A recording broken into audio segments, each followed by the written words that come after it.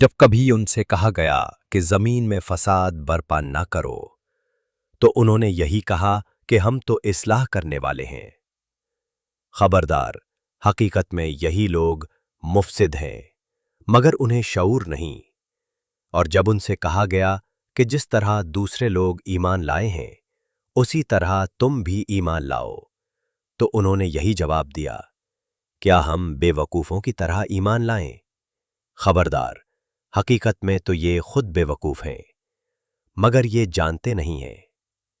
जब ये अहले ईमान से मिलते हैं तो कहते हैं कि हम ईमान लाए हैं, और जब अलहदगी में अपने शैतानों से मिलते हैं तो कहते हैं कि असल में तो हम तुम्हारे साथ हैं और उन लोगों से महज मजाक कर रहे हैं।